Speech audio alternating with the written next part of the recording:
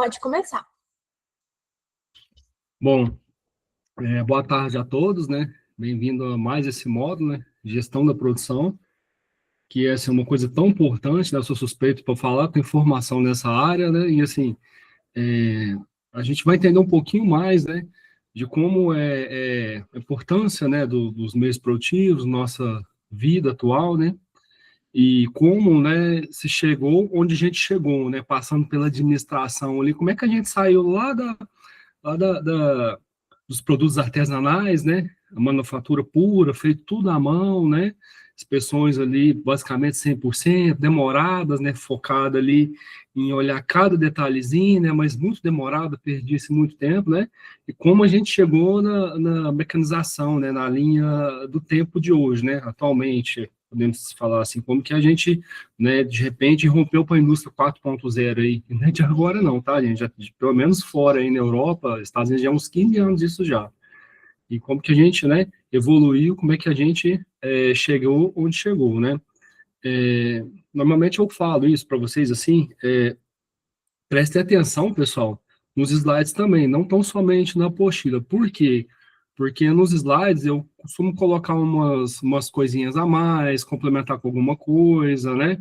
Trazer aquela pimentinha, aquele reforço a mais. Então, desde já aviso, estudem pela apostila e pelos slides também, que eu procuro dar uma enxugada nos slides, sabe? Dar uma resumida para facilitar, né, o entendimento, para ficar assim mais palatável, né? Para ficar mais fácil no geral. Então vamos lá, pessoal. Dados históricos, só para dar para contextualizar, né? De onde que a gente está nessa linha temporal aqui? Em 1784, né? Lá na Revolução Industrial, né? Meados do século XIX, XX, lá com a Inglaterra, né? Então surgiu, né? As primeiras máquinas de a vapor ali, né? Começou com a indústria têxtil forte na Inglaterra, né? A gente vai ver que alguns fatores corroboraram, né? Contribuíram para que houvesse essa evolução, né? Esse gap, vamos falar assim, né? Na industrialização. Mas lá em 1784, né? Foi basicamente, né? O startar da coisa ali, a mecanização do tear, né? Força a vapor. Então a gente vê que, né? Teve um início aí, um pontapé inicial.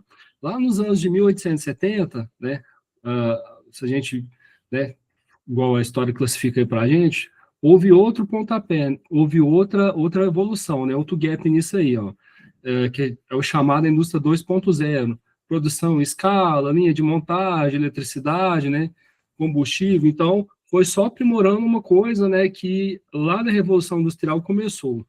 A indústria 3.0, né, 1970, o século XX ali ainda, já existia automação, robótica, computadores, chips, né, componentes eletrônicos ali, então já existia, né, robôs, mas não tal qual é hoje, né, que é mais, assim, mais comum, né, vamos falar assim, para o que a gente chama hoje, né? E esse hoje, pessoal, já tem uns aninhos, tá? Que a gente chama a indústria 4.0, né? Internet das coisas, redes sociais, né? Inteligência artificial, né? Tudo naquele sistema controlado em tempo real, por apps mesmo. Hoje a gente pode controlar várias coisas, né? Vários equipamentos ali. Fazendo uma reflexão ontem, né? Eu trabalho na indústria, na mineradora, aqui da região, e assim, eu vi um pessoal operando essas máquinas, parecendo essas escavadeiras, né? É uma escavadeira, só que de controle remoto, pequenininha. Você fala, gente, né? Onde é que a gente chegou, né? O negócio parecendo de brinquedo e o cara com o joystick na mão ali, pilotando aquilo ali, fazendo um serviço de limpeza. Você fala, nossa, né? Como é que pode, né? Meu filho ia ficar doido com isso. Então, para vocês verem, né? Que a tecnologia hoje está muito disruptiva, né? De tempo em tempo, o pouco tempo, né? Que se passe, ter uma tecnologia que você fala, nossa, né? Que muda tudo. Por exemplo, o caso dos Ubers aí. Quem queria imaginar que uns anos atrás, né, 10 anos atrás, vamos falar assim, os táxis, entre aspas, né, pessoal, praticamente ia parar de existir, né? Existe, mas assim, quem diria, né? Tudo hoje é Uber, né? É o aplicativo de mobilidade urbana, é rota, é isso, aquilo outro, né? Então, quem diria isso? Então, é muito disruptivo, às vezes, a tecnologia. Então, chega rápido, né? De maneira que surpreende a gente. Então, com os meios produtivos, não é diferente, né? A gente olha, observa, hoje tem um produto X, né, que fazem isso. Daqui, sei lá, 5 anos, né, completamente diferente. Então, só para contextualizar, né, dando um contexto do que é e como gerir, né, a gestão de produção, né, como gerir a produção, como gerir esse meio maluco, né, que a tecnologia dá esse salto aí. Bom, a gente já falou, né, da Revolução Industrial, né, vamos falar um pouquinho, né, como é que é, né, basicamente a gente já falou. Então, ocorreu no século XVIII, XIX, na Inglaterra, né? Uh, Antes do período da produção era principalmente artesanal, né? Manualmente, realizado manualmente pelos artesãos, que a gente já comentou, que era aquela coisa sofrida, muito manual, demorava dias e dias para se fazer, né? Era praticamente ali individual, né? Vamos falar assim, não era produção a larga escala, não tinha nada e não se pensava assim, né? Era único, né? Vamos falar assim, cada item. Então, a Revolução Industrial trouxe profundas mudanças econômicas e sociais, né? Matéria-prima, mão de obra qualificada, né? E transporte suficiente impulsionou o desenvolvimento das cidades e infraestrutura. E com isso, pessoal, devido a muito êxito rural, o pessoal saiu do campo, né, e foi para a roça ali, deu esse boom, né, saiu da roça, saiu do campo e foi para as cidades, e deu esse boom, né, principalmente com mão de obra, principalmente com trabalhos, né, infantis, né, então, era muito comum, tá, pessoal, não tinha essa regra nenhuma, era muito comum ver crianças, né, no trabalho, né, no trabalho em indústrias, em fábricas, nos trabalhos pesados, então, isso meio que ajudou também, né, impulsionar a produção, né, impulsionar o crescimento econômico. Então, uma foto aqui, né, na apostila de vocês tem a mesma foto, que fala um pouquinho da Revolução Industrial, né, depois vocês acessem um link aí, que foi o começo do desenvolvimento ali, né, o marco para a civilização, que ele começou muito ali a romper estradas mais ferroviárias, né, começou a ligar países de ponta a ponta, né, e que no Brasil não foi diferente não, tá, pessoal, mas demorou um pouco também, né, mas também tivemos o nosso momento aí.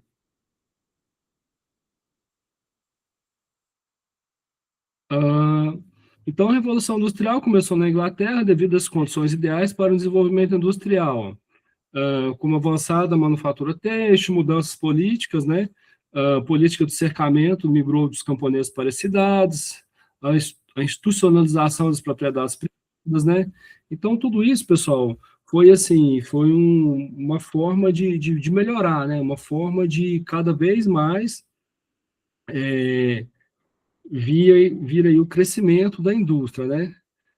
Mas como a gente falou, não tinha, muitas das vezes não tinha não tinha leis trabalhistas, na realidade, né? Não tinha nada disso. Então, até as leis trabalhistas foram baseadas muito vamos falar assim, na exploração da Revolução Industrial ali mesmo, porque até então ah, não se havia definição de horário de trabalho certinho, né? Trabalhava-se muitas horas, né? E assim, conforme a gente já falou, empregava-se até crianças, né? Mulheres trabalhavam demais, então, né? Eles sugavam o máximo que queriam ali, tá, pessoal? Eles sugavam, né?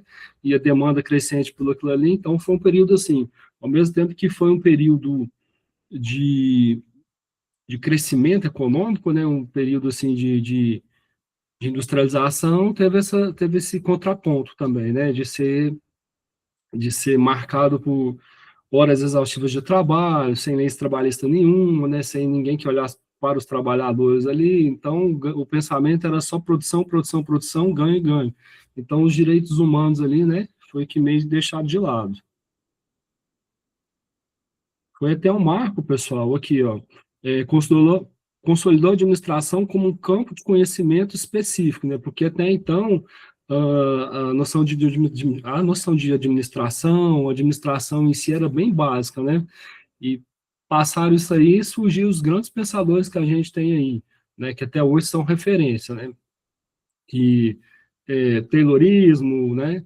E entre outros aí, como Ford também, né? Bebeu da água, vamos falar assim, de Taylor, né? Esse pessoal da administração mais clássica, por assim dizer. Bom, a apostila, pessoal, ela traz vários vídeos, né, para a gente analisar e olhar um pouco mais sobre a Revolução Industrial, esses pormenores e tudo mais, né? Convido vocês depois a acessarem os vídeos e olharem isso aí.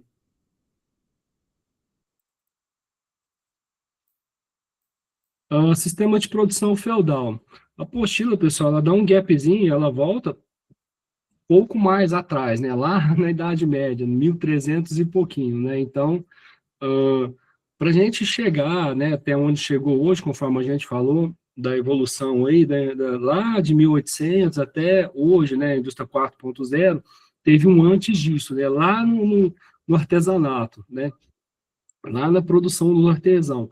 E como é que era caracterizado esse sistema? Como é que era a sociedade naquela época, né? Então, um período conhecido como sociedade feudal, né, em que os senhores de terras aí, os nobres, né, tinham suas terras ali, e tinha seus vassalos, né, de vários níveis, né. A gente pode equiparar hoje a prestador de serviço, né, desde os mais qualificados até o que a gente vai ver aqui, que chama da gleba aqui, que é os torrões de terra, que é os pequenos produtores que não tinha nada, né, não tinha qualificação, não tinha nada, então eles ganhavam a terra, né, e cultivavam ali para os seus suzeranos ali, que a gente vai ver também, né, para os seus senhores ali. E eles ficavam com esse pedacinho de terra ali, né, e era obrigado ainda a dar a sua porção melhor da produção, né. Então, a gente pode falar que, pegando um pouco, né, bem antes dos séculos atrás da Revolução Industrial, né, lá na Idade Média, basicamente a economia era assim, né, denominada por feudos. Então, cada vila ali tinha uma porção de terra em que tinha o senhor responsável, que produzia algum determinado tipo de alimento, algum determinado cultivo ali, né, e tinha vizinhança, que já era outro feudo, que era caracterizado por outro tipo de cultivo, e assim por diante, ó.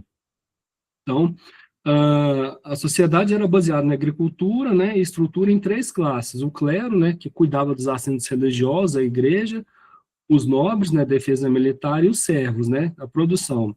Os servos cultivavam as terras dos senhores em troca de uso, mas entregavam parte da produção como tributo, formando uma relação de dependência que se definia, né, a organização feudal.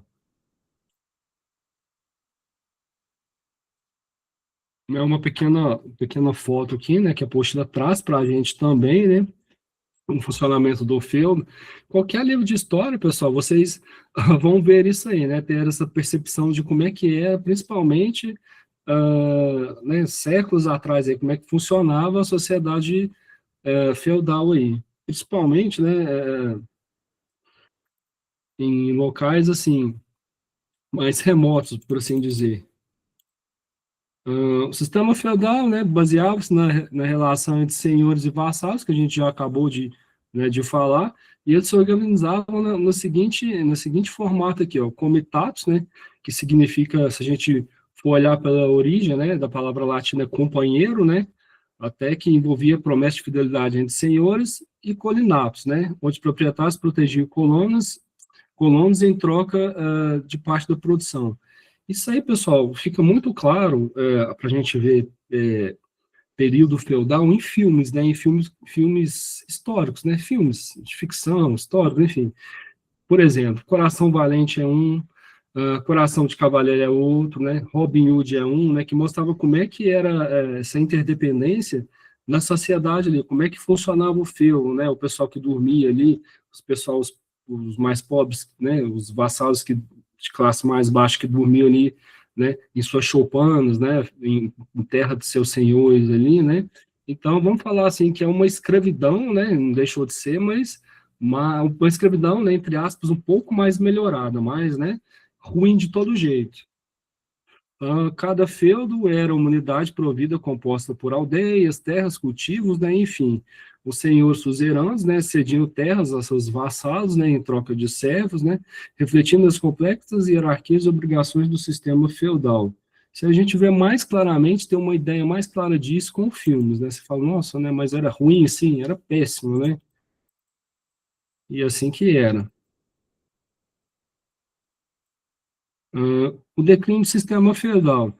Então, vários fatores contribuíram, pessoal. A apostila destaca basicamente isso, ó, escassez de alimentos, né, peste, crise econômica, exaustão de recursos minerais, né, entre outros. Aí o pessoal cansado desse sistema, né, cansado de ser escravo, né, de ser escravizado, né, tudo tem que entregar aos senhores, né, dependendo de que classe, né, de que nível de vassalo você era ali, então, estamos cansados disso, né, não vamos ser assim mais não, aí começou as revoluções, né, a apostila traz aqui para a gente até em 1917, né, onde teve a Revolução Russa ali, que as coisas começaram a mudar, né, entrou o comunismo ali, né, enfim, né, foi ruim, foi péssimo, né, mas eles saíram do sistema, passaram para outro, né, mas é, se organizaram em política e tudo mais, mas conseguiram mudar isso aqui, né, então conseguiram tirar essa parte do feudo aqui, né, para ir mais uma vez, pelo menos no caso da Rússia, ficar na mão do Estado, né, que é péssimo, mas, né, a gente nota que, bem ou por mal, pessoal, a sociedade sempre evolui, né? Sempre tem o gap aí, tem sempre a linha da evolução aí, vai sempre, né, melhorando. Por mais incrível que pareça, a gente, às vezes, né, no primeiro momento, não perceba isso. Uh, Algumas peculiaridades, pessoal, poxa, eu trouxe aqui para a gente. Então, os castelos, né? Fortificações que no início eram assim de madeira, né, mas conforme o ganho do senhor feudal, né, conforme às vezes, muitas vezes, o monarca, né, as monarquias aí na Inglaterra, conforme muitas vezes os senhores ali iam ganhando seu dinheiro, né, através dos impostos, iam subindo mais impostos, isso também, né, aumentava as suas edificações, por assim falar, né, por assim dizer. Então, tem suas peculiaridades aí. O que o Postila traz para a gente que as únicas distrações, pessoal, que eram naquela idade lá, eram os jograis, né? Alguns jogos que eles faziam, né, dentro das fortificações, dos castelos e tudo mais, né?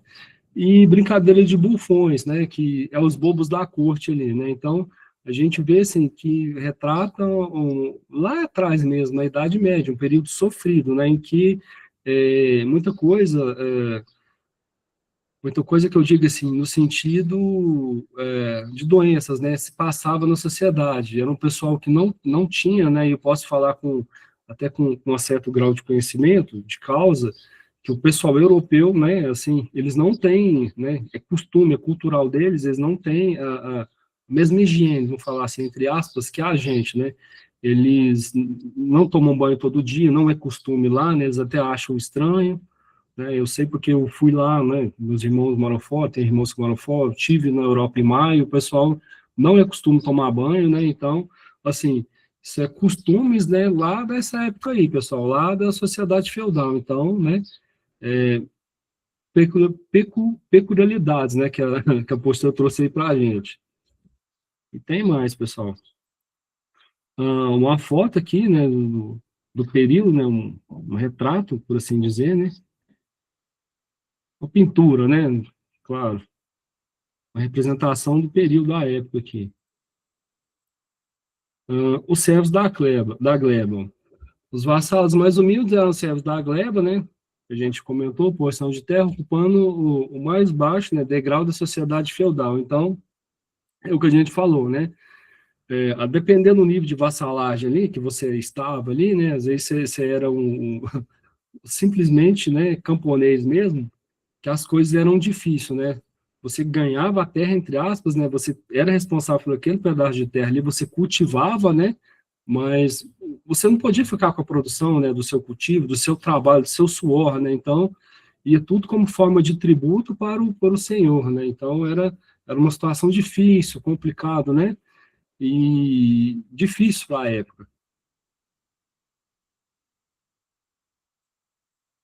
Como a apostila traz para a gente aqui, ó, os obrigados a prestar qualquer serviço, né, ao senhor, sem permissão de casar, mudar, né, mudar de local ou herdar bens sem autorização do mesmo. Suas moradias eram simples, choupanas em terra de seus suzeranos. Então, né, situação difícil.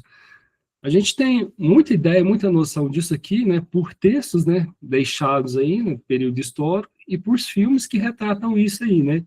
A gente vê muito, principalmente em filmes mesmo, né.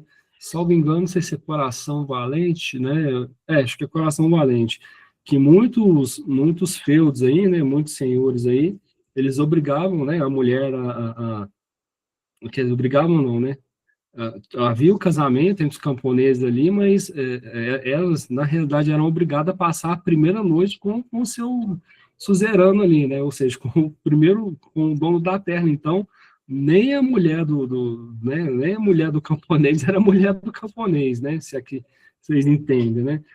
A primeira noite. Então, era complicado esse período aí, né? E direitos e direitos, né? Não tinha nada, agora deveres era todos, né? E é assim que era. Ordalho, ó, consistia em submeter o acusado de um crime, né? A um perigo para determinar sua culpabilidade, né? Postila traz esse exemplo aqui, por exemplo, colocar na mão uma água fervendo, né? Ou segurar num ferro em brasa. Agora vocês pensam para vocês verem, né? Se tem condição, né? Eu já vi outras coisas também. Você pega um caldeirão, um sujeito, ele joga alguma coisa, ele, vamos ver se ele é culpado, né? Pega lá, né? Com a mão atada, enfim, vai enfiar a mão dentro do caldeirão para tentar fazer a retirada de um objeto aí, né? E você vai detonar toda a sua mão, né? Desenfaixar a mão ali, ó.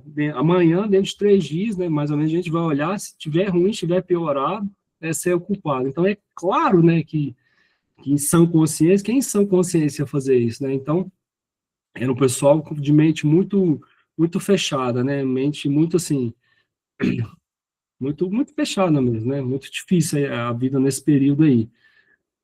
Então a crença era essa, né? Que se você era inocente, né? Deus ia te amparar, né? Você não ia sofrer dano nenhum, queimadura nenhuma, nesse caso, né? Nesse exemplo da água fervendo, né? E assim, entre outros vários, né? Várias maneiras de determinar a sua culpa aí, por alguma coisa que você tenha vindo a praticar. Mas fala que a prática, entretanto, né, entretanto, a igreja se opôs à prática buscando sua extinção, né? Então, na verdade, o que? A gente vê que a igreja, nesse período aqui, não queria concorrência, né? Essa é a bem da verdade. Porque eles cuidavam dos assuntos de Deus, né? Vamos falar assim, a igreja dominava, a igreja fazia, né? E assim, ela era correta, né? Não contraria que aqui é coisa de Deus. Então, era assim. Os duelos eram frequentemente praticados pelos nós para resolver questões pessoais. Ó. A igreja, em contraposição, procurava transferir o julgamento de crimes para tribunais dos príncipes e senhores, responsáveis pela administração da justiça. Então, será que procurava mesmo, né? Será que era assim? Né? A igreja era bem sombria, tá, pessoal? Nesse tempo aí, a gente pode falar isso. Era um período bem sombrio para a humanidade aí. Mulher na sociedade feudal. Ó. A mulher na sociedade feudal era considerada um mero instrumento, né, uma máquina de procriação. Então, ela não tinha direito nenhum, né? Então, era uma excluída. A gente vê que o panorama de hoje é completamente diferente, não dá nem para comparar, né? Mas ainda tem pontualidades, ainda tem coisas assim acertadas, né? Como toda a humanidade em desenvolvimento, né? Como enquanto humanidade, a gente pode falar isso, né? E devagarzinho, né? Tal qual os meios produtivos, a gente vai desenvolvendo, né, vai chegando, vai se refinando, vai melhorando dia a dia. O cinturão da castidade também, outra curiosidade aí, ó. Não era feito de ferro em couro, né, geralmente tinha um orifício ali para as necessidades, né, e era assim, era muito difícil, né, a mulher ficar com aquele ali sem sofrer dano físico nenhum, né, porque ela muitas vezes perecia ali de várias doenças, né, referentes a não, referentes à falta de higiene, né, pelo uso do cinturão da castidade. A apostila traz isso para a gente, ó. Fala assim que era muito propício, né, infecções, né, urinárias, né, nefrite, né, nefrose, então muitas mulheres morriam cedo, né, devido a essa prática, né, estúpida, né, que a gente vê hoje, fala, nossa, né, bem estúpido, mas acontecia. A homossexualidade, então, pessoal, né, quem era homossexual nessa época, né, repressão total da igreja, né, era comum, né, a gente vê que hoje ainda tem uma certa repressão, né? Hoje ainda tem uma coisa ali, né? Que eles falam, ó, isso aqui não está certo, eles não vê com bons olhos, mas, né? Comparada a períodos, né? Lá da Idade Média, do sistema feudal, né? A coisa melhorou demais, mas, né? Ainda assim, tem julgamento, sim. Hábitos. A higiene na Idade Média era uma fragilidade significativa, né? Que proporcionou a propagação de doenças que quase dizimou toda a Europa, né? Medieval, principalmente a peste negra. Então, pessoal, conforme eu comentei aqui, o pessoal europeu, pessoal, hoje, eles, né, bem melhor que antigamente, mas eles não têm muita higiene, né? Isso a gente vê andando, isso a gente vê no dia a dia deles lá. Você pega um transporte coletivo qualquer lá, né? Você vê que o pessoal exala um odor forte, né? E para eles lá é comum, às vezes eles nem ligam muito, né? Mas é assim ainda, né? E assim, eles não têm muita preocupação com relação a isso, não. Às vezes a gente, né, sai na rua lá e vê uma pessoa, né, bem afeiçoada, bonita, você fala, nossa, né, mas que moça bonita, né, que rapaz bonito, aí você passa perto, você já sente, já fala, nossa, né, como é que pode, como é que dá conta? Mas é bem comum isso lá, tá? Isso é hábitos, né, isso é cultural, e quando vai se aproximando do inverno lá, né, que é essa época do ano para nós já é verão, e lá vai se aproximando o inverno e a coisa fica feia, né? Fica pior ainda, porque assim, eles se acham no direito de não tomar banho mesmo, né? Ah, eu não, a depender do tipo de trabalho que é exercido lá, eu trabalho no administrativo, né? Por exemplo, eu trabalho no administrativo, eu não suei, não fiz nada, para que eu vou tomar banho, né? Eu tomei um banho de manhã só, né? Eu tomei um banho hoje, vou tomar um banho só depois da manhã, né? E não vou suar, não vou fazer nada, então eles têm meio que essa visão, né? Assim, se eu não suei, se eu não fiz nada, né? Então não tem um motivo de eu tomar banho. É bem por aí também. Alimentação. Basicamente, pessoal, carne de caça, alguns animais domésticos e vegetais. Lazer, né? Dos homens. Duelo, né? Interações com mulheres e cuidar dos filhos. A gente vê assim, que esse período, pessoal, é um período muito sombrio, né? Na trajetória humana, né? Muitas guerras, né? muita, muita fome, muito tudo, né, pessoal? Muito tudo aí.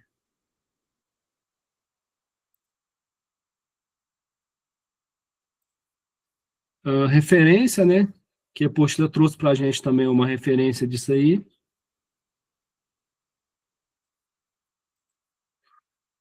Sistema de produção europeu, pessoal. Aqui, a apostila dá esses gaps para a gente, né? Ela mostra, assim, o período de desenvolvimento da história, né?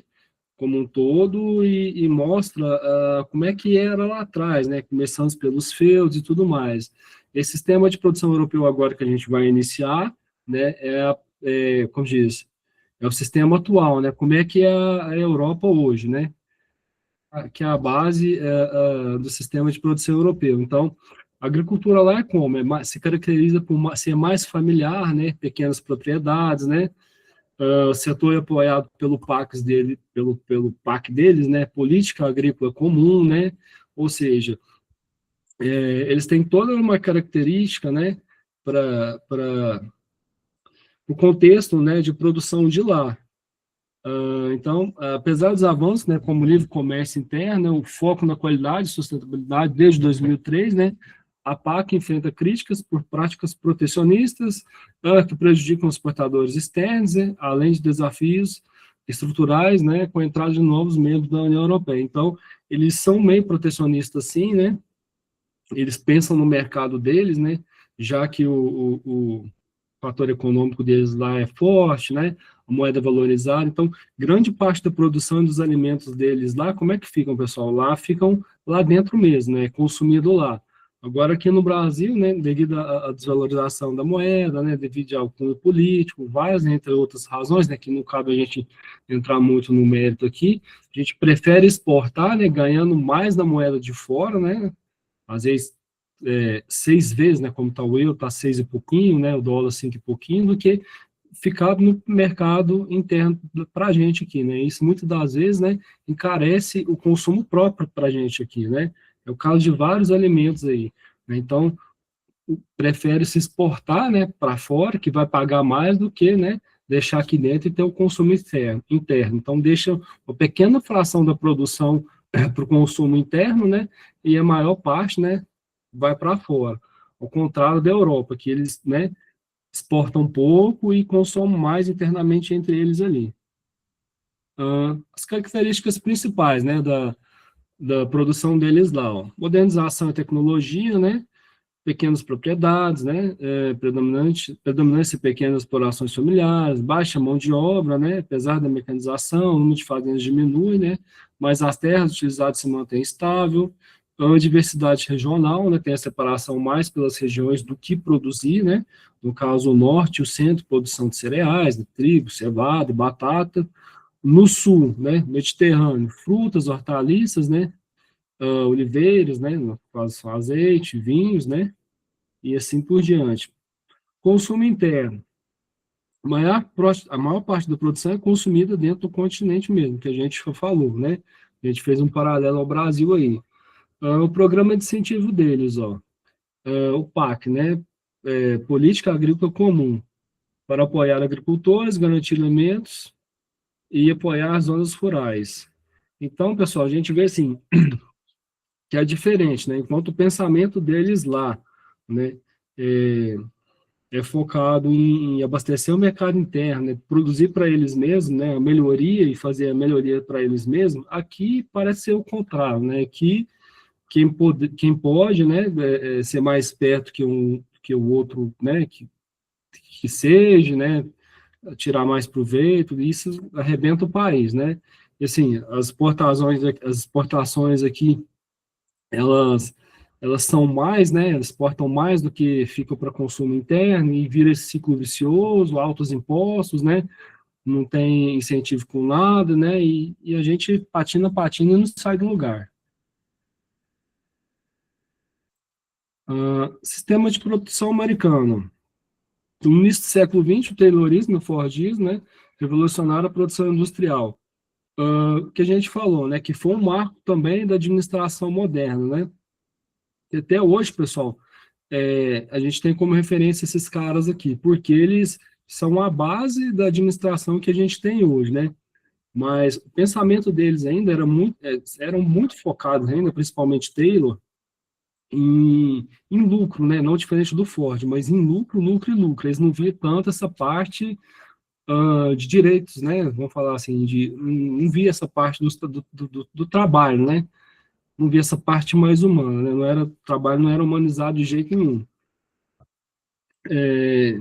Então, cada um com suas características, né, mas o pensamento administrativo, né, da gestão das coisas, do controle da produção, né, de sempre melhorar, né, de fazer, de ter o controle mesmo, de se cercar seu processo, né, de sempre investir, né, e ser uma mão de obra cada vez melhor, né, o pensamento é dessa galerinha aqui, desse pessoal, principalmente de Taylor. Pode introduzir as linhas de montagem, né, onde os operários executavam funções específicas e repetitivas, né? Então, Ford foi um precursor, pessoal, do seu tempo, né? Ele que desenvolveu aquele conceito ali da esteira transportadora, que o funcionário não perdia tempo. Para que tem que perder tempo atrás da ferramenta? Na ferramenta vem até ele, as peças que eles vão montar vêm até ele, né? Não tem que andar, sei lá, 30 metros, pegar um farol, né, andar mais 30, pegar o outro, não. Então, as peças vêm até ele, né, a gente otimiza esse tempo, faz a otimização, né, e tudo isso é ganhado a bem do processo, né, a gente, né, consegue melhorar o processo, abaixar o custo, né, do processo, da produção, consequentemente, escalar as vendas nisso aí. Ele, pessoal, foi aquele modelo de carro que ele fez, lá o modelo T. O que era a frase principal dele? Temos todos os carros, né, e cores, desde que seja preto, né? Por quê? Ele criou muito conceito, né? Ele criou muito das peças que a gente fala, né? Que ele falava, intercambiáveis, ou seja, uma servia num carro, né? Que é a mesma que servia na outra, que é a mesma que servia para o outro, que é a mesma que servia para o outro, ou seja, uma economia gigantesca em escala, né? Das peças e tudo mais, só de partilhar elas ali, só de não ter muitas nuances no processo. Então, se fazia muito do mesmo, se ganhava em escala, né? A mesma peça que serve em um lugar, serve na outra, serve na outra. Então, tinha essa visão de gerenciamento naquela época, né? Então, eles são considerados assim, né? Os pais da administração, basicamente por causa disso. Não é só eles não, tá, pessoal? Elton Meio, né? Fayol, Taylor, Ford. Então, a base é essa, da administração moderna. Mas tem esse outro lado também, né? Ambos os sistemas focavam no aumento de lucro, mas desconsideravam os direitos e o bem-estar dos trabalhadores, né? Eles focavam muito na especialização do trabalho, né? Do colaborador ali, né? Então, o colaborador entrava ali para exercer uma determinada função, ele ia aposentar, morrer ali fazendo aquilo ali, né? Não se entendia do processo. Ah, eu faço isso aqui por quê? Por que você quer saber? Então, não tinha esse entendimento. Não tem um porquê você entender, você só vai apertar parafuso, né? Então, tem esse outro lado negativo. E um filme, pessoal, que retrata muito bem isso, muito bem essa fase, é esse filme aqui, ó, do Charlie Chaplin, Tempos Modernos, né? Ele fazia várias sátiras nos filmes dele, né? E uma das sátiras desses Tempos Modernos mostra muito bem a especialização do trabalho, né? Ele só apertando o parafuso, só fazendo alguma coisa na linha de montagem ali, né? E sendo exigido cada vez mais, né? Que fizesse melhor e mais rápido, né? Produtividade, mais rápido, melhor, mais rápido, melhor, mais rápido, melhor, né? Então, e assim por diante. Então, um período marcado aí, né, pela especialização do trabalho, né, período americano aqui, pela especialização do trabalho e teve essa caracterização também, né, esse outro ponto aí, de eles não ligar, né, muito, principalmente para as questões psicossociais aí, né, psicológicas e sociais dos colaboradores, né? Então, para eles era só mais um, né? Não tinha esse cuidado que a gente tem hoje, né? Ah, não está bem de saúde, né? O mental não está bem, problema familiar, tudo mais, né? Então vamos afastar esse colaborador. Naquela época, pessoal, não tinha nada disso, era rua, né? Não serve, tchau, obrigado. Ainda tem isso hoje? Vocês vão me perguntar. Tem, né? Mas muito menos do que servia, né? Antigamente. Hoje a coisa é mais flexível, né? E bem mais flexível. Pessoal, a produção é assim, ó. Para você fazer uma peça, né, a gente tem que pensar no custo e como melhorar aquilo ali, né? Como é que a gente vai competir, né? Como é que a gente vai ser competitivo, né? Como é que a gente vai competir? Como é que a gente vai sobreviver no mercado, né? Visando a economia global que a gente tem hoje, né? Então, que eu puder enxugar, que eu puder, né, melhorar a produtividade, né, ou seja, produzir mais, né, usando menos recursos, é o melhor, é o ideal, né, dentro do contexto ali da gestão da produção em si, né. Então, para isso, a Poxa traz para a gente aqui, né, para a gente ter a noção, né, de algumas definições e ver como é que é composto, né, e as suas diferentes definições de custo, né. Então, para a gente entender um custo, a apostila traz para a gente as definições, né?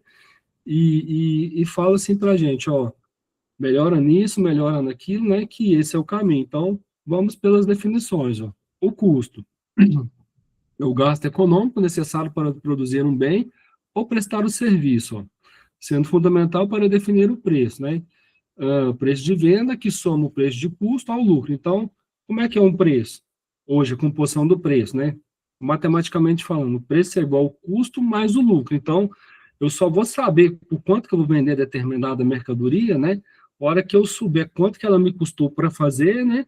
E quanto que eu vou ganhar daquilo ali, né? Porque aquilo ali tem o seguinte, tem minha mão de obra, tem minhas horas trabalhadas, às vezes tem o salário que eu tenho que pagar, né? Até minha instalação, né? Que eu usei para fazer o produto, tem, tem os custos fixos, né? Aluguel de balcão, de galpão, tem custos variáveis. Então, basicamente, pessoal, tudo tem um custo, né? E quando a gente traz isso aqui para uma gestão, né, de produção, para um conceito desse, pessoal, vocês entendam o seguinte: produção, pessoal, a gente fala assim, é fabricação, mas também, né, pode ser, também é o serviço, né? Vocês entendem isso? Que também é um serviço, né? Pode ser um serviço, não é tão somente a transformação matéria-prima em um produto acabado no final da linha ali, não é simplesmente eu trabalhar a matéria-prima, né, fazer a transformação que a gente chama de agregação de valor, agregar valor, né, não é tão somente eu trabalhar, né, lá no final da ponta da outra linha sai um produto, né, não é só isso não. O serviço envolvido também entra na parte, pessoal, também faz parte disso aí. Então, é isso. Então, vamos para as definições, né? Vamos falar um pouquinho de custo, ó. Então, os custos representam esforços econômicos e operacionais, né? E para serem vantajosos, precisam gerar ganhos, senão como é que se sobrevive? Não tem como. Caso contrário, resulta em prejuízo, ó. Apesar de frequentemente confundido com preço ou despesa, o custo se refere a todos os fatores que impactam diretamente a aquisição e a produção de um produto. Né? O que a gente falou, matéria-prima, gasto em envio, mão de obra empregada, né? Salário que eu tenho que pagar, hora extra, né? Então, tudo isso, pessoal, faz parte do meu custo ali. Se eu não contabilizar aquilo ali, acarreta o quê? Prejuízo, né? Eu vou vender uma mercadoria, né? E muitas das vezes eu não vou colocar meu custo ali, minha mão de obra, né? Então, é prejuízo. Custos indiretos, ó, são gastos essenciais ao funcionamento do negócio, mas sem relação direta com produtos, departamentos ou serviços específicos. Eles incluem materiais não ligados à produção, né? Limpeza, papelaria, mão de obra, né? Aqueles custos ali que a gente fala assim, que a gente a princípio não vê, né? Mas que também faz parte para o funcionamento do processo produtivo, faz parte para o serviço, né? Faz parte ali para o andamento do serviço. Aí, imagina vocês ali, numa fábrica qualquer ali, né? Que eu tenho que gerar meu produto ali, que eu tenho que fazer meu que eu tenho que fazer minha produção ali, enfim, né? Entra o produto na linha, é matéria-prima, né? Passa toda a cadeia produtiva ali e sai um produto acabado. Mas o que eu precisei para fazer aquilo ali? Eu precisei, de repente, do pessoal da limpeza, né?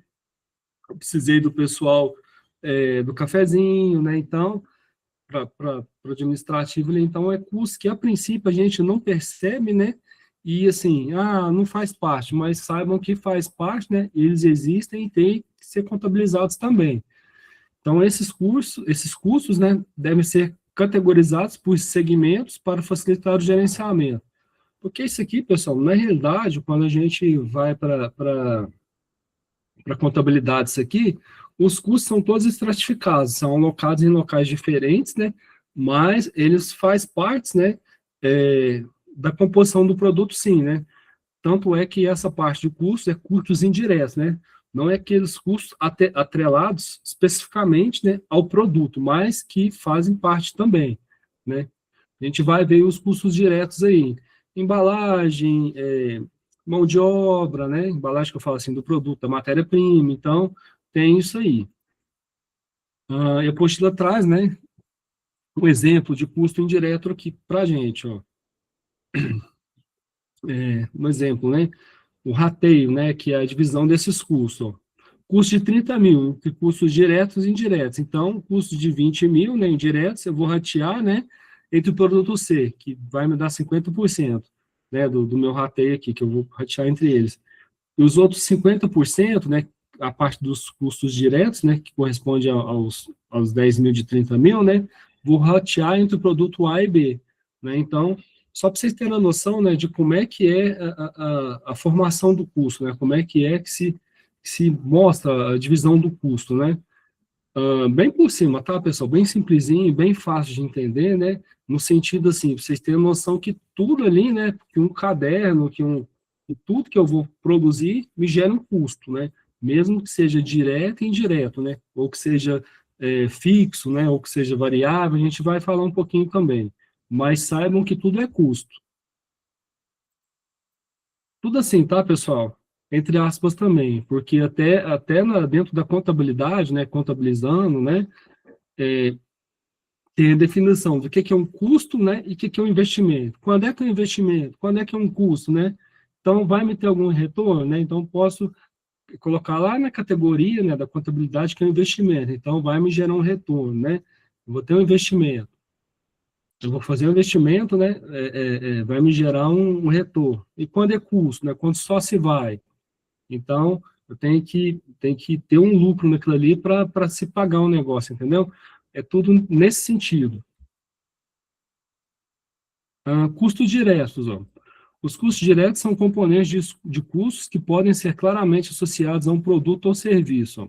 Em outras palavras, eles são diretamente relacionados à produção, como, por exemplo, ó, linha de produtos, como, por exemplo, me perdi aqui.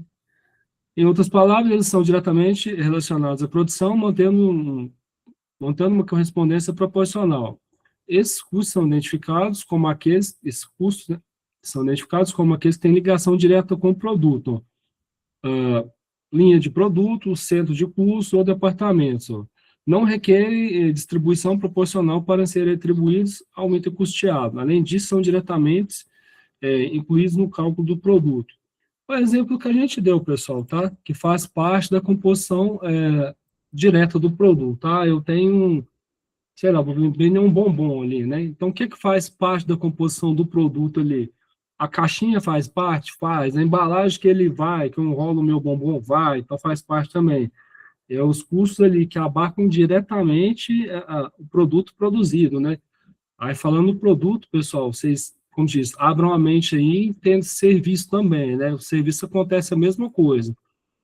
Parte do serviço que eu presto faz parte, né, da minha produção, né? O negócio que eu mexo faz parte do serviço direto que eu presto. Então, né, deve ser contabilizado na parte de custo direto, né? Parte do serviço que eu executo, né, que eu presto. Só para vocês entenderem, assim, num campo mais amplo, né? Que não é tão somente o que eu falei, o produto terminado, né, no final da linha ali. Tem uma cadernetinha em mãos aqui, o que é isso aqui, né? É papel, né? Papel, mas assim, qual que foi a matéria-prima disso aqui? Papel. Né? Tem uma caderneta aqui, né? Vocês podem ver que não é tão somente a caderneta. Então, papel aqui, entrou um enroladinho aqui de metal. Então, o que fez parte da composição do produto aqui, né? Então, não foi tão somente o papel, né, que foi produto direto aqui. Exemplos de custos diretos, ó, matéria-prima, né, que inclui os materiais utilizados na fabricação do produto, né, por exemplo, a gente está falando aqui, mão de obra direta, né, com todos os seus encargos, né, salários, né, 13º, né, todos os encargos, pessoal, trabalhistas, vamos falar assim, serviços subcontratados, né, e assim por diante. Custos fixos. É a parcela de gastos, né, que permanecem constante, independente da produção ou vendas da empresa. Por exemplo, pessoal, o aluguel é um custo fixo. Eu sei que todo mês, né, eu tenho que constar aquele custo ali no produto, né, ele tem que fazer parte do preço final do produto, né, mas ele é um custo fixo. Por exemplo, o mais clássico que a gente tem é aluguel, né, segurança, a postura traz para a gente, segurança, manutenção, serviços básicos, né? Água e luz, ele também pode, ele é fixo, mas ele também pode ser variável, tá, pessoal? Híbrido, que a gente fala. Principalmente água e luz. Por quê? Eu tenho uma variação disso aí, né? A depender do que eu vou mexer, né? Dependendo do meu processo. Às vezes é um processo que demanda né, sazonal, que demanda um alto gasto de água, né, um alto gasto de luz, então, né, é proporcional. Quanto mais eu usar, mais eu vou gastar. Então, ele é um custo, vocês vejam bem, que pode ser fixo, que também, tanto quanto pode ser variável também, né, que a gente chama de custo híbrido. Mas dentro desse contexto de custo fixo, né, não variam significativamente ao longo do tempo, né? Exemplos são esses: aluguel, segurança, manutenção, serviços básicos, né? Água, luz, telefone, né? Ou seja, embora possam ocorrer pequenas variações esporádicas, né? esses custos, em sua maioria, se mantêm constantes. Normalmente, se mantêm constantes mesmo, pessoal. Normalmente não são, né?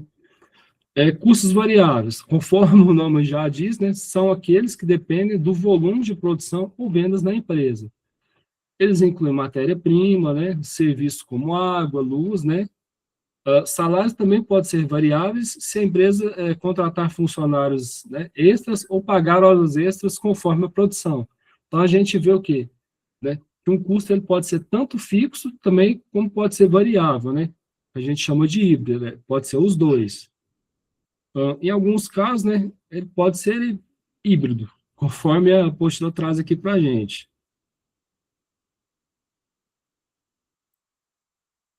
A gente vê muito, pessoal, esse sistema, né, de basicamente ver essa nuance em produções que são sazonais, né, que são de tempos em tempos, de janelas em janelas. Às vezes um período é muito parado, né, e às vezes ali demanda de muito serviço. A gente tem uma noção clara disso aqui também, em épocas especiais, né? Como, por exemplo, no final do ano, né? A loja A tem uma produção de X vendas, né? Vamos falar assim, né? De X prestações de serviço, e nos períodos sazonais, em épocas, né? Em épocas, determinadas épocas do ano, né? Tem grandes oscilações de vendas, né? Então, se vende mais, né? Se presta mais o serviço. Então, a variação de custo é grande, né? Às vezes tem que fazer uma hora extra, né? Um turno a mais, ficar até mais tarde, né? É proporcional. Vou ganhar mais, né? Mas os custos vão ser mais altos também, vão ser variáveis, né? Grandes variáveis. Então tem essa nuance aí. O vídeo, pessoal, a postura traz também, né? Esses vídeos, pessoal, fica na apostila, né? Pelo menos o link vocês olhem, dêem uma olhada, né? E esses vídeos, assim, eles são bem lúdicos, né? Bem explicativos, mostrando gráficos e tudo mais, né? Às vezes está com um pouquinho mais de entender a ideia, o conceito, né? Através desses vídeos vocês têm mais a noção da coisa, né? Uma coisa mais interativa, mais, né? Bem mais visual, né? Que a gente está comentando e falando aqui. Conceito de produção, ó. A produção engloba todas as atividades ligadas à concepção, criação, fabricação e obtenção de bens ou serviços. É o que a gente já falou. E produção, pessoal, não é tão somente eu pegar uma matéria-prima, né? Um papel, uma celulose, né? Por exemplo, a cadernetinha que eu tenho em mãos aqui, colocar no meu processo, passar pela minha máquina, né? E no final de ponta de processo sair uma caderneta. Não é tão somente isso, não, né?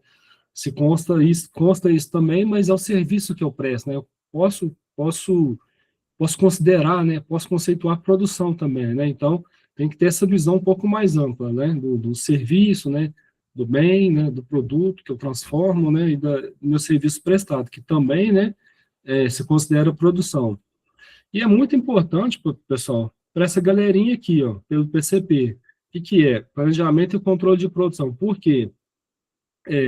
Através desse planejamento e controle de produção, que eu vou melhorar minha produção, né, meu serviço prestado, né, e vou garantir minha entrega, né, e assim, que ela ocorra da melhor forma possível e principalmente com a gestão adequada que eu tenho que ter da produção, do gerenciamento da produção, né, para que ocorra da melhor forma possível e evite desperdícios, né, evite ali perdas no parte do meu processo produtivo, né, do meu serviço, enfim, né, então é super importante o PCP, né, em qualquer processo produtivo.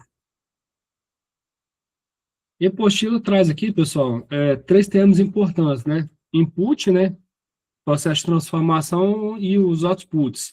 Quer dizer o quê? Nada mais é do que a linha temporal do nosso processo produtivo ali. Inputs são as entradas, né, da minha matéria-prima, enfim, tudo que entra ali para o processo de fabricação, né, sofre o processo de transformação, né, nessa parte aqui é super importante, porque a parte que a gente fala assim, agregar valor, né, e como que tem que ser isso, pessoal?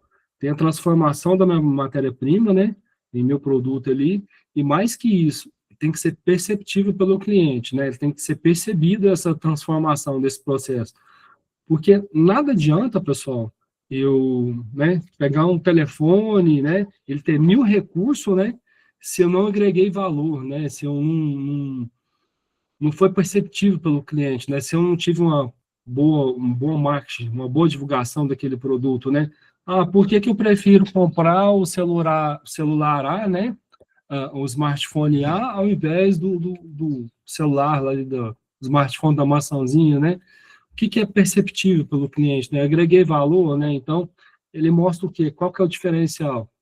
Conceito da produção, pessoal, de gestão da produção, a gente tem que gerenciar tudo isso, tá? E pensar dessa forma também, né? Gerenciar e pensar, eu estou agregando valor no meu produto, né? É perceptível para o cliente, então, só vai agregar valor verdadeiramente, né? Quando ele é perceptível pelo cliente, né, e ele está disposto a pagar, né, aquele valor agregado, né, ele está disposto, ele viu que aquele ali é diferente, né, então, por detrás daquilo ali tem uma transformação, né, ele fala, nossa, esse smartphone aqui da maçãzinha é melhor do que o outro, né, tem umas configurações melhores, então, a partir do momento que eu transformei, né, que eu agreguei valor, né, que é como se diz, que é o que consta, então, entra na linha de montagem aqui, né, nos inputs, né, e passa pelo processo de transformação, e na outra ponta aqui, simplificando tudo isso, tá, pessoal? E na outra ponta do meu processo aqui, que sai o produto, tem os outputs, né, que são as saídas dos produtos. E se vocês for olharem, pessoal, é bem mais complexo do que isso, né, assim, tem que olhar a parte logística, né, toda a cadeia produtiva, né, os meus fornecedores, tudo mais, mas de uma forma bem resumida, é isso, pessoal. Onde eu tenho minhas entradas, o processo de transformação e os outputs. Né? Foi o que a gente acabou de falar, né, os inputs, né, entrada de recursos, processo de transformações, né, e as saídas. Produção está relacionada ao que deve ser feito e não como deve. Produção está relacionada ao o que deve ser feito e não como deve ser feito, sendo possível produzir muito e ainda assim ser improdutivo, né? Aumentar a produção pode reduzir a produtividade, devido ao impacto na qualidade do desempenho. E é isso, pessoal. Normalmente, quando a empresa fica muito grande, né, tem muitos processos ali, mais difícil se torna dela controlar aquilo ali, né, e mais difícil se torna esse gerenciamento, né, da gestão da produção. De maneira assim, que ela tenha que ter uma visão maior, né, mais holística do meu processo produtivo, né, e do que eu estou fazendo ali. Por quê? Ocorre muito desperdício, né, muito perda escondida no processo. Então, quando isso começa a acontecer demais, a qualidade abaixa, né, a qualidade não é a mesma. Então, de maneira que se começa a crescer demais, sem ter essa base sólida, sem ter essa estruturação, né, a coisa começa a desandar. É o que a apostila traz para a gente, ó. Aumentar a produção pode reduzir a produtividade, devido ao impacto na qualidade e no desempenho. Atualmente, a produção ocorre também online. A eficiência não depende apenas do número de funcionários, mas também, né, como os recursos são utilizados. Não é mais também, né, como se diz, também e muito mais além disso aqui, pessoal. Na produção, a gente tem um termo que a gente fala assim, Lean, né? O que que é o Lean, né? Isso é conceito japonês, tá, pessoal? Lá do Japão, pós-Segunda Guerra, né? Tem toda uma história por detrás disso, né? Sugiro vocês pesquisarem, né, as ferramentas que a gente usa hoje, né? Que faz parte do gerenciamento, da gestão de produto, né? De processo, enfim, né? De produção, muitas delas são ferramentas japonesas, né, focadas ali na melhoria contínua, focadas ali no bom gerenciado do processo produtivo. E assim, essa palavra nem significa enxuta, produção enxuta, ou seja, melhor produtividade, ou produzir mais e melhor utilizando menos recursos. Você vai perguntar para mim, como, Franklin? Através do bom gerenciamento, através da alocação adequada dos recursos, né? Através de eu saber quando produzir, o que produzir, né? Então, tudo isso é contábil, pessoal, tudo isso é gerenciado. Eu trouxe para vocês verem aqui, ó, 8 desperdícios Lean, né? Ou seja, que muitas das vezes são fatais num processo, né? Que esconde muitas coisas, muitos defeitos, né? Que dão muito prejuízo, né? que é o estoque, transporte, né? Defeito e retrabalho, processo desnecessário, né? O exemplo, processo desnecessário, pessoal. A gente deu do Ford, ele viu isso aqui lá na produções dos seus carros, lá, ó. No século XIX, ele viu isso aqui, né? Que muitos processos desnecessários atrasam a produção, você não tem ganho, né? Não é à toa que ele criou ali a correia transportadora, né? Em que as peças, né, vão até o colaborador, não o colaborador tem que ir atrás das peças, né? Imagina para montar um carro, né? O trabalhão que dá, né? Para montar esse carro, o colaborador tem que ficar buscando as peças e montar o carro, né? O mais próximo da linha de montagem. Então, se você pensar na administração moderna hoje, isso não existe, não pode existir, né? Então, é feito o que a gente chama de cronoanálise, né? É feito os tempos, né? São medidos, né? Todos os tempos que demoram num processo para se montar uma coisa, né? Para se prestar um serviço, enfim, né? Então, isso é cronometrado através da cronoanálise, né? O intuito de quê? De melhorar o tempo, né? De reduzir desperdício, né? De evitar movimentos desnecessários, né? De melhorar o processo em si. Então, faz parte, pessoal. Processo desnecessário, espera, movimentos desnecessários, né? Intelectual também faz parte. Então, o Lean, pessoal, né? Que é o termo, né? Produção enxuta, trabalha com esse conceito, né? Em combater, né? Desperdícios. E, basicamente, pessoal, esse que tem mapeado, né? São 8 desperdícios desnecessários. E eu pergunto para os senhores, quais desperdícios, dentre os que estão aqui, vocês acham, né? Que são mais graves, que pode ser pior, né? Então, a gente olhando aqui, né, tendo uma noção, se a gente for parar e pensar friamente, o estoque é um desperdício fenomenal, né? Um desperdício, assim, que pode esconder todos os outros desperdícios, né? Pensa para você ver, vocês verem, raciocina comigo, né? O estoque é o quê? É dinheiro parado ali, né? O que eu tenho no meu estoque ali, né? Eu tenho aqueles custos físicos, variáveis, né? Tudo ali parado no meu estoque e se depreciando, né? Por exemplo, eu tenho um carro ali, né? Eu tá no estoque faz tempo, né? Não é tão somente um carro que está ali. Na fabricação daquele carro teve ali o quê? Teve mão de obra, né? Teve aluguel, teve o que mais? Teve água, teve luz, né? Então, todos os custos demandando do processo diretamente, indiretamente, custo fixo e variável, fazem parte da composição daquele produto ali. E ele está no estoque, né? Ele tá se perdendo, ele está estragando ali, né? Então, um dos piores custos que pode ocorrer, né? No estoque, no desperdício, né? O linha aqui, é o estoque, porque o estoque, ele pode esconder todos os outros custos, né?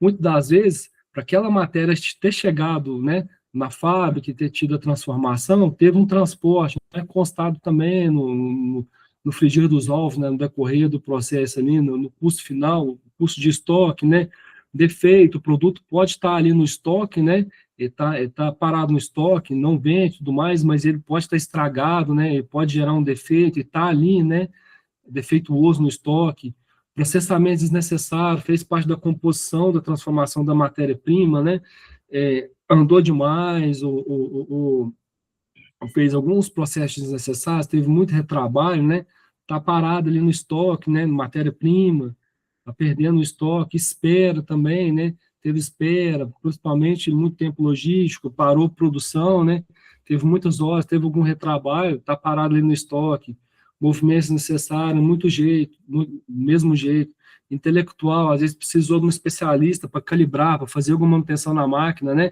isso eu tenho que, de alguma forma, ratear para a minha produção ali, né, tem que constar esse custo no estoque, ele tem que ir para o meu produto, senão eu vou tomar prejuízo, né, então, o especialista que eu chamei ali, né, está parado no estoque, o produto, né, ao qual fez a composição do produto, do preço do produto, está parado no estoque, produziu demais também, teve alguma superprodução, né, desnecessária, por isso tem muita peça no estoque que está parado ali, né, então vocês conseguem enxergar, entender isso, né, eu ter essa noção, ou pensar nessa situação em que os desperdícios são muitos, né, e o estoque é um dos piores deles, né?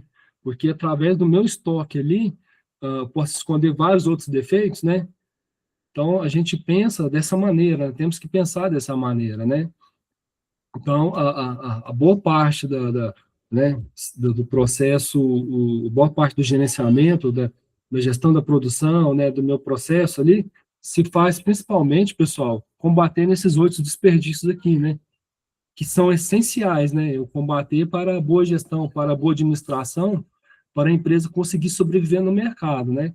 Então, é bem por aí, pessoal, é bem nessa base aqui, né, vocês imaginam o mundo globalizado de hoje, a empresa que não ficar ligada nesses 8 desperdícios, pode ter certeza que seu concorrente vai estar, né, ele gerenciando isso aqui, ele fechando o seu processo produtivo ali, né, ele dando conta disso aqui, é, ele consegue melhorar muito do seu preço, né, ele consegue investir muito em melhoria contínua, né, e vai sair muito na frente dos seus concorrentes ali. Então, de maneira que, assim, é super importante isso aqui, o combate dos desperdícios, né, na boa produção, enfim, na gestão, né, ideal, né, do processo produtivo. Exemplo, pessoal, crise de 29, né? Por que ocorreu a crise de 29? O que aconteceu na crise de 29? Foi uma sucessão de vários erros, né? Várias coisas, entre eles a superprodução. Produziu demais, né? Não teve o controle da produção, né? Liberou muito crédito na sociedade americana, vamos falar assim, não teve um estudo, né? Detalhado do crédito, né? Comprava-se fácil, era fácil, produziu demais e não saiu tanto quanto se produziam, né? E mercadoria ficou encalhada, né? Tudo ficou preso, e tudo mais. Então, né? Aí gerou o quê? Inflação, né? Lei da oferta e procura, né? Muita coisa encalhada ali, crise. Alguém chamou, pessoal? Alguém quer comentar alguma coisa, né? Alguém quer colocar alguma coisa? Eu estou vendo que parece que estão chamando aqui. Alguém quer falar alguma coisa? Por mim, por enquanto, tá tranquilo. Ah, tá tranquilo? Tá tranquilo, sim. Tá certo, eu vou continuando aqui. Não vai demorar, não, tá, gente? É porque é muito assunto, assim, uma coisa puxa a outra, mas já tá quase no final já. É bem teórico mesmo essa parte. Sim, é bem É. teórico, histórico. Sim, Uhum. sim, Tranquilo. tranquilo. Então, pessoal, a gente falou, né? Tem que combater os desperdícios, tem que ter o bom gerenciamento do meu processo produtivo, né? Daí a gente não enxerga tão somente como a transformação da matéria-prima, de entrar no meu input ali, ter transformação, agregar valor e sair no final da ponta do processo, né? O produto acabado, né? Mas como aumentar a produção, né? Como ser mais produtivo, né? Como fazer mais com menos, né? Então, o Postila traz isso para a gente, ó, algumas estratégias. Aumentar o número de colaboradores, né? Realização de horas extras, utilização de outros turnos de trabalho, né? Aquisição de novas máquinas. Mas eu falo uma coisa para vocês. Adianta eu ganhar, aumentar a produção se não tiver qualidade, né? Se eu não combater os desperdícios, não adianta, não adianta.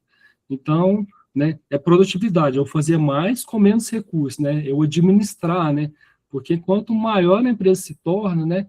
Maior é a gama de seus produtos, mais difícil é dela gerenciar, né? E olhar seu processo de uma forma mais macro, né?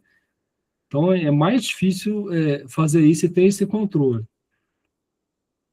Então, de maneira assim, que a gente tem que combater os desperdícios ali e ficar esperto o tempo todo no meu processo produtivo ali.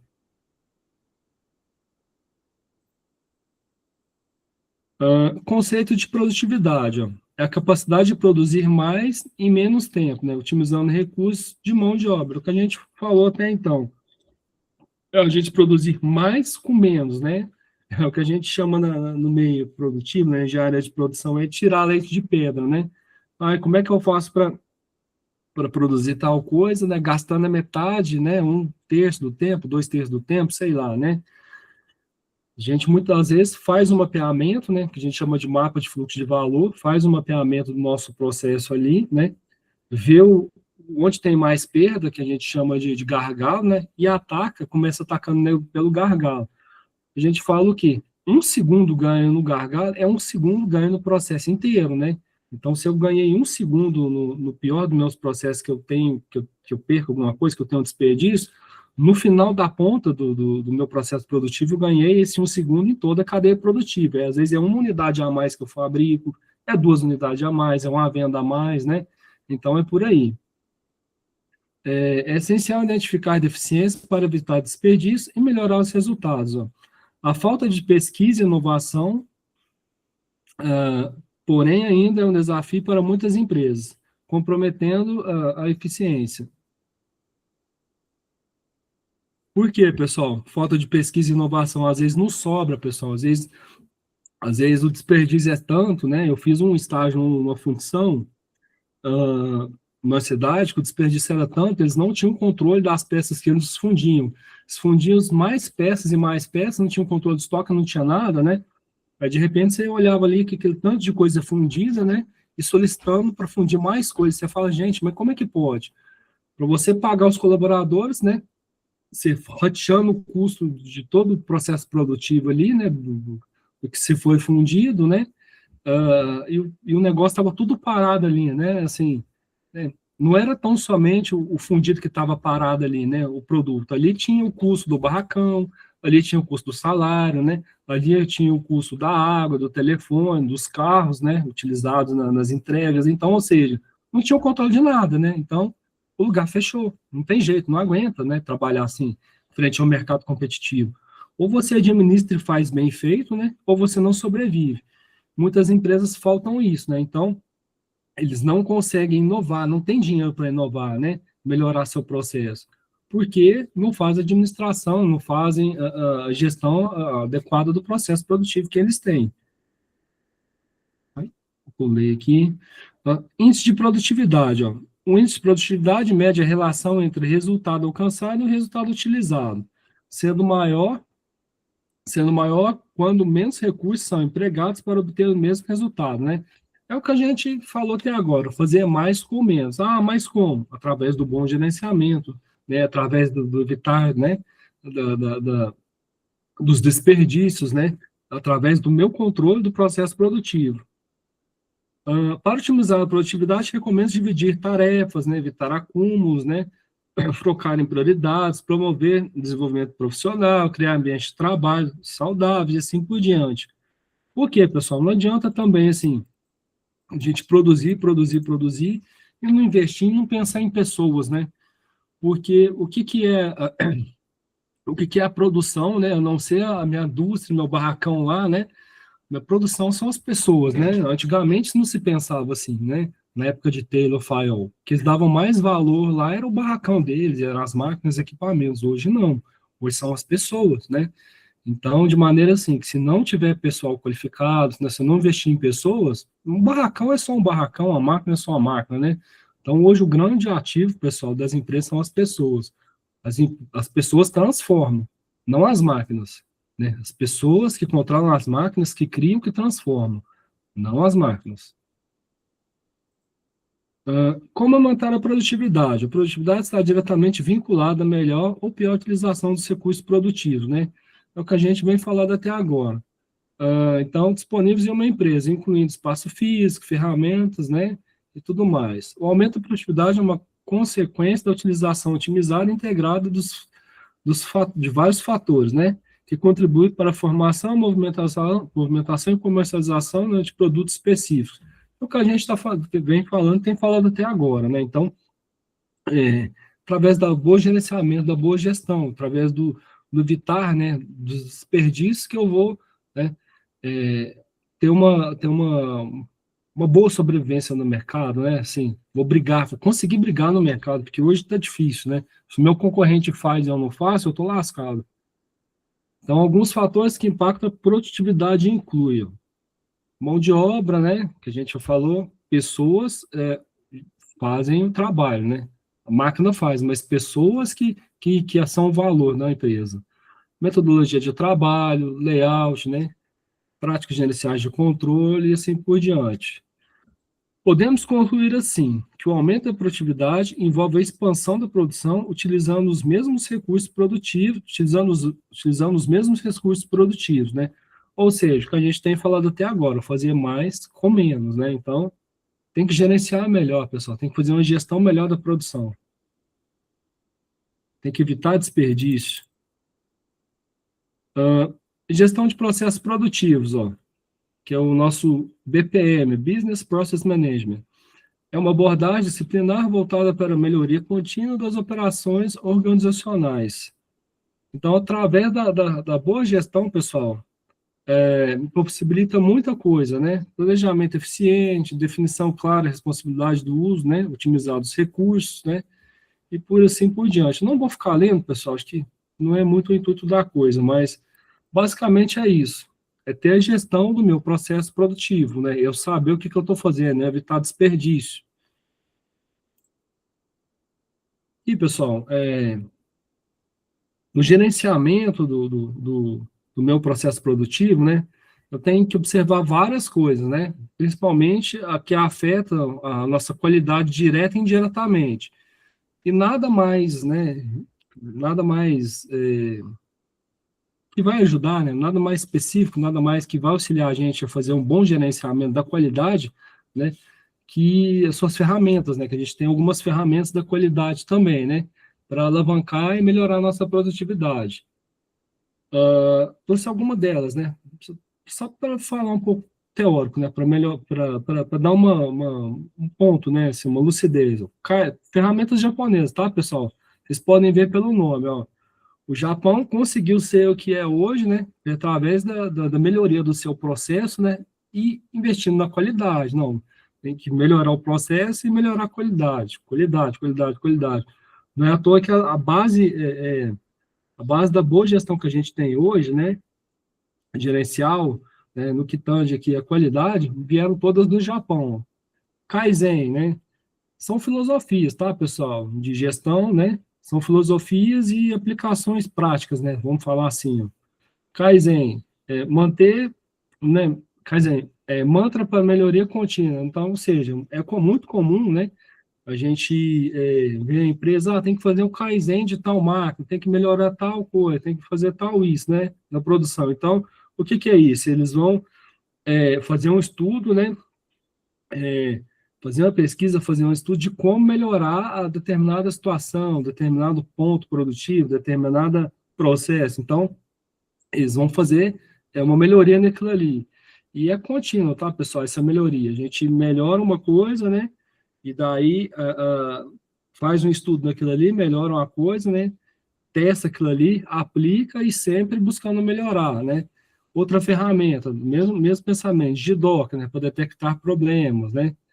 Kanban, mesma coisa, passa informações importantes entre processos. Isso aqui, pessoal, esse Kanban, normalmente são cartões que indicam o começo e o fim de um processo, né? São cartões visuais. Pokayoke, né? Evitar erros, né? Isso aqui, pessoal, é a parte, assim, vamos falar, mais maquinário do processo, sabe? Esse Pokayoke e esse Kanban, uma parte mais processual, sabe? Pokayoke ali, a gente costuma ver em supermercado ali, aquela mocinha, quando falta algum troco ou tá alguma coisa errada ali, que ela aperta o botão e fica vermelha o caixa dela, a mesma coisa acontece no processo produtivo também. É dispositivos de evitar falha. Às vezes está passando uma esteira ali, né, um determinado produto, uma latinha que não tem peso, tem algum dispositivo ali que mede o peso daquela latinha e já exclui aquela latinha, né? Já separa aquela latinha. Então, são dispositivos e meios, né, de se evitar erros, né, no processo. Então, alguns conceitos, tá, pessoal?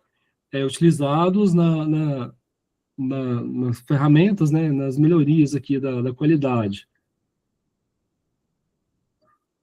Benefício da gestão da produção, né, processo. Quando a gestão do processo produtivos é conduzida de maneira adequada e eficaz, a habilidade de administrar cada etapa de produção é aprimorada. Isso significa que a gestão se torna capaz de antecipar e responder rapidamente às mudanças no mercado. E é bem por aí, pessoal. Quando você cerca seu processo, melhora seu processo, né, e tem um domínio do seu processo, qualquer nuance no mercado de fora ali, a gente já está preparado para responder, né, de pronto a responder, né, o que falta, qualquer coisa, qualquer problema que vier de fora do mercado ali, a gente já tem condição de adequar rapidamente. Uma gestão voltada para os processos produtivos proporciona o seguinte, ó, redução do ciclo de produção, né, diminuição de custos, melhoria da eficiência e assim por diante. Mapeamento e melhoria do processo. Ó. Mapeamento e melhoria de processos produtivos são essenciais, né, para aumentar a eficiência em micro e pequenas empresas. Essas práticas visam ampliar a capacidade produtiva, simplificar operações, reduzir recursos e custos. Um exemplo prático pode ser estruturado em 7 passos. Então, a apostila traz para a gente, pessoal, um pequeno mapa aqui, né, os 7 passos de como, né, como é que a gente deve fazer, né, para melhorar a gestão do processo produtivo. Então, vamos a eles. Compreensão do objetivo estratégico. Antes de iniciar qualquer plano de melhoria, é crucial compreender os objetivos estratégicos da organização. Então, eu vou melhorar o quê? O porquê, né? Quem que eu quero atingir com isso? Então, tem que se pensar antes de dar o passo. Ó. Poxa, traz uns exemplos bacanas aqui da gente comentar. Ó. Por exemplo, aumentar o ticket médio da compra de clientes. Estratégias focadas na fidelização e promoções podem ser apropriadas. Olha, se eu não quero fidelizar o cliente, se eu não quero melhorar, então como é que eu tenho que fazer, né? Exemplo clássico da gente ver em barbearia, em salão, né? Como é que eles fazem para você virar cliente? Eles te dão um cartãozinho lá, né? A cada 10 cortes, a cada 10 vezes que você passar por lá e mexer no seu cabelo, né? Eles fazem um carimbinho no cartãozinho, né? Eles te dão uma selagem, eles te dão uma lavagem, uma hidratação, né? Então, o que eles querem com isso, né? Compreensão do objetivo estratégico. Eles estão fidelizando você, né? Uma forma deles atacar o mercado, né? Uma forma deles reter naquele cliente. Identificação dos processos de alto valor. Ó. Nem todos os processos em um negócio contribuem significativamente, né, para a percepção de valor do cliente. Por exemplo, o restaurante fast food valoriza a rapidez na produção, enquanto o restaurante à la carte enfatiza o atendimento e a qualidade dos pratos. Vocês percebem a diferença, né, que a gente falou, agregar valor? A gente comentou aqui dos telefones, smartphones, né, eu estou agregando valor, né, eu estou identificando isso no processo, né, o cliente está disposto a pagar isso aí? Por que um cliente, né, prefere um smartphone A ao invés da maçãzinha? O que ele viu de diferente dessa maçãzinha, né? O que eu agreguei de valor ali que o cliente viu e falou, nossa, esse telefone é bom, vou comprar o seu. Além da marca, tá, pessoal? Além do marketing, vai além disso também. O que ele viu? Ele viu um processador bom, ele viu uma câmera boa, falou, essa câmera, sei lá, tem 100 megapixels, bem 100 megapixels, as outras não têm, a resolução é melhor, né? Então, o que ele pôs de valor naquele smartphone da maçã, né, que o outro não tem, né? O que ele agregou ali que identificou, né? O cliente identificou, né? Então, no processo, a gente tem que conhecer isso também. A gente fala assim, o que se paga no processo aí, né? Qual processo, né? O que você produz aí, né? Qual parte do seu processo que é mais caro, né? Que é responsável pelo valor, né? Que você passa seu produto. Então tem que saber isso também, né? E como é que eu vou saber? Conhecendo o processo. Eu tenho que conhecer o processo, né? Que eu estou trabalhando. Eu tenho que saber qual que é a parte mais cara do meu processo, né? Então eu tenho que identificar isso. Mapeamento detalhado do processo, pessoal. Através de fluxograma, né? Abordagem eficaz, né? Além de eu conhecer o meu processo, se eu o mais ideal é que eu tenha um fluxograma dele, né? Por exemplo, o que a gente falou nas entradas, inputs, né? Geração de processos, outputs. Eu tenho que saber onde começa, onde termina, né? Isso dá uma ideia, pessoal, de boa administração do processo, né? De maneira que eu olho o processo, tem um fluxograma dele, e falo assim, isso aqui dá para mexer sim, isso aqui não dá, né? Isso aqui é assim, isso não é. Isso aqui agrega mais valor, isso aqui não agrega. Então, é tudo através do mapeamento detalhado do processo, geralmente através de fluxograma. E o Postila traz um exemplo clássico para a gente aqui, ó, da pizzaria. Ó. Um processo simples, tá, pessoal? Só para entendimento mesmo. Pagamento de cartão ou dinheiro? É cartão. Então, né, já separa a maquininha, registra o pedido, né? Registrado, saiu para entrega. É dinheiro. Precisa de troco? Sim, né? Separar o troco, né? Então, já manda o troco, né? O cliente lá, já sei quanto que vai dar a pizza e tudo mais, registrei e mandei. Ah, não, né? Cartão. Precisa de troco? Não, né? Vai mandar só a maquininha. Então, vocês podem ver que quando tem o fluxograma do processo, né, ele se torna simplificado, né? Ele é mais fácil, muitas das vezes. Então, de maneira que facilita eu ter as pequenas intervenções, né? Facilita eu ver meu processo de uma forma mais macro, né? E mexer alguma coisa, né? Ou falar, não, aquilo ali, se eu, se eu mexer naquele gargalo ali, eu vou ganhar um tempo maior, né? Eu vou atacar aquilo ali. Então, é uma foto, tá, pessoal, do meu processo, que ali facilita o entendimento do meu processo, facilita eu gerir aquele processo, né? Eu tendo um fluxograma, eu tendo uma foto dele. Procurando oportunidades de melhoria, identificar atrasos, né? Gargalos e desperdício é fundamental, né? Ao buscar e aprimorar processo. Utilizando nosso exemplo, né, de plano de melhoria, é crucial estar atento a essas situações, ó. Ele dá um exemplo também de um hotel bacana aqui, ó. Se um hotel, os quartos não estão prontos quando os hóspedes chegam, é evidente que há um atraso, né, que precisa ser abordado. Então, imagina, você vai se hospedar num hotel ali, né? Ah, só um minutinho, espera um minutinho que a camareira está arrumando lá, você chegou cansado, quer descansar, né? Então, você vê, assim, que é uma oportunidade de melhoria, né? Por que que ao invés do cliente deixou, um cliente anterior deixou o quarto lá, não, já acionou o pessoal né, que arrumou o hotel, camareira, vou lá e já deixou o hotel pronto para o próximo cliente. Então, né, pode fazer indicadores de melhoria através disso, né, e assim, é uma oportunidade de melhoria. Desenhando um novo processo otimizado, né, aí é o mesmo exemplo do hotel, pessoal.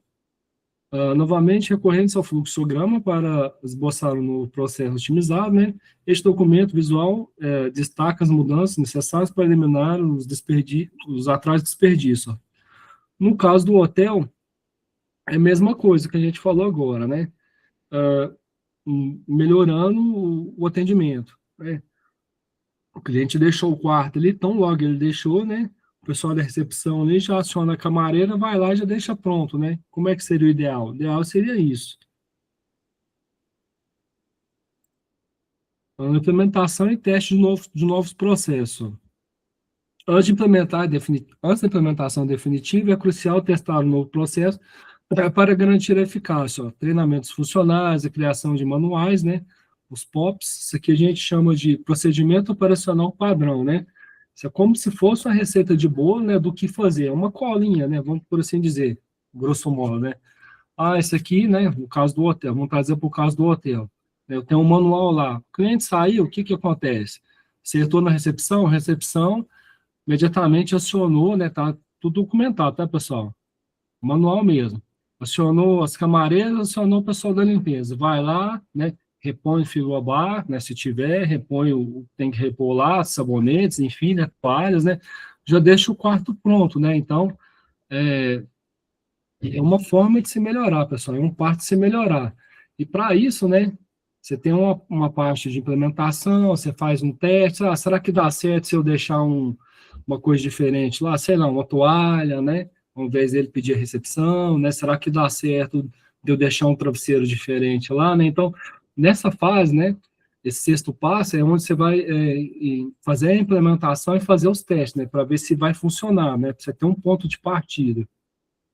Início da melhoria contínua. Próximo passo, ó. Estabelecer indicadores de desempenhos, né, que a gente chama de Key Performance Indicator, né, que são os novos processos, é essencial para avaliar sua eficiência e promover melhorias. Ó. No exemplo do hotel, né, mais uma vez que a apostila traz para a gente, é medir o tempo médio de arrumação de quarto, né, é um indicador útil. Aplicar planos de melhorias de processo traz benefícios como redução de custos, maior produtividade e satisfação dos clientes, garantindo que os processos gerem mais valor, né, do que os custos e superem expectativas, né. É o que a gente falou, né, eu estou agregando valor, né, por que que às vezes o cliente prefere se hospedar no hotel A ao invés do hotel B, né? O que que ele agregou valor no serviço? Qual que foi o diferencial de um serviço de um hotel para outro, né? Então, o que que ele melhorou? O que que ele melhora do dia a dia, né? Que ele, assim, que ele traz o cliente para ele, né? Então, São essas pequenas nuances, pessoal, que fazem a diferença no processo produtivo, né? E principalmente para o cliente, né? Vamos falar assim, de ponto final ali do processo produtivo. Que ele percebe aquilo ali e fala, ó, tive um bom atendimento em local A e local B, por isso eu prefiro o local B, né?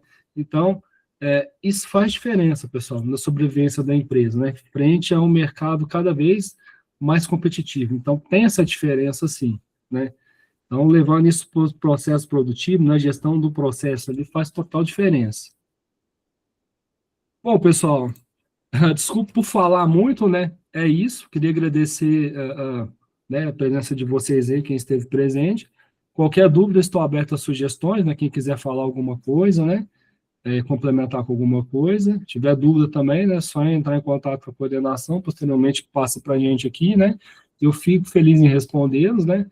E até uma próxima, só ressaltando, pessoal, até o nosso próximo encontro, e só ressaltando, estudem não tão somente, pessoal, pela apostila, mas também pelos slides, né, de maneira que eu sempre acrescento umas coisinhas a mais, né, de maneira a facilitar o entendimento, tá bom? Fica aqui, meu muito obrigado, né, e um bom final de semana a todos aí. Obrigado. Obrigada. Até mais. Bom final de semana, gente. Obrigado. Boa tarde a todos.